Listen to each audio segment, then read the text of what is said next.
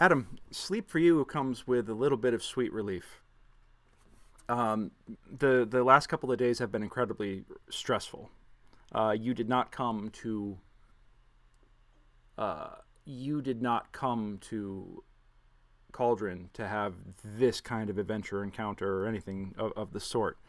And normally, when you sleep pretty soundly for someone in nature, but you don't know if it's being in the city or if it's just the stress of the situation or honestly just your fear of this condition, this disease, this plague called the vanishing. But you have a very, very, very vivid dream. And this is the first time that you've had something like this, at least that you can recall. Um, you are running in darkness. And you know that as you run, you are running in fear. You are running because you are being chased. You know that they are pursuing you, getting closer and closer. No matter how fast you go, you feel the burning in your lungs. You feel your limbs, uh, uh, you know, pushing with every bit of power and energy that you have. You feel that you are racing as fast as you can, but no matter how fast you go, whatever it is that's behind you just keeps getting closer and closer and closer. You hear the footfalls getting louder and louder. You have that sixth sense of something encroaching on your aura, and you try to go even faster, and you pull ahead briefly just for a second, but even still, it just takes a second and then pushes even harder and even faster, and it catches back up. You feel a breath on the back of your neck, and something snatches your arm and spins you around. You look at this figure in fear. It's black, onyx black skin contrasts against this onyx black hand, contrasts strikingly against your own fairer tone. This creature pulls you close.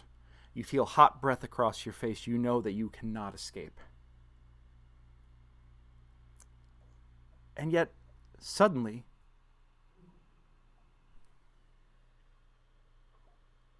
it didn't release its grip on you, but it's almost like you slipped away. And the chase continues. You aren't in a cave anymore. Now you're running down the cobblestone streets of Cauldron.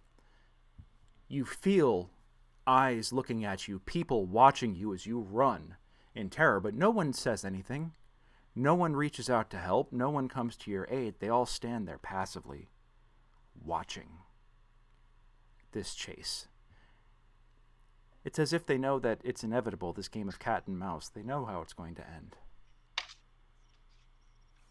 Your fear is overwhelming. You race towards a nearby door. You pull on the handle,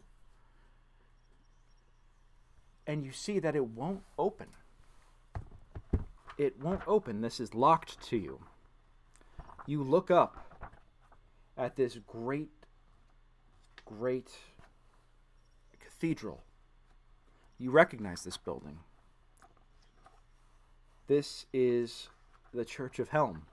The Church of Helm is locked to you. You look up, and you can see the inscription over the door. Within law lives hope. But law, justice, safety, protection, these things are not afforded to you right now because this door is closed. And you, no matter what you can do, you can't get it to move. You pull and bang on the doors. You hear these footfalls getting closer and closer and louder and louder. And as you start pounding on the door desperately, you notice that your hand, can you see through it? Can you see through your hand? You hold your hand up to the door, and you can actually see the wooden grain, the outline of the panels on this great wooden door. And your skin is growing even lighter and lighter in hue. You can start to see through it. You watch as your hand almost becomes wispy, almost smoke-like. You feel drawn suddenly towards the locking mechanism on the door. And even though you can feel the presence of this thing still coming at you, still hunting you, still racing towards you, a sense of Zen calm comes over you as you kneel down in front of the lock and you look inside and you see the gears turn.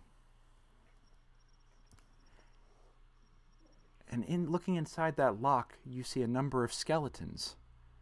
Skeletons on the gears, dancing and drinking from small glasses. They seem to be having a party.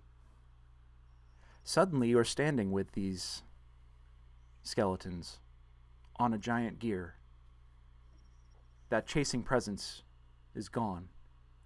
And you have a glass and you toast to the skeletons and they toast to you. And they dance and you dance with them. At one point, they all toast and they all drink and the fluid flushes right out the bottom of them. And you notice that it flushes out the bottom of you too, as if you weren't there.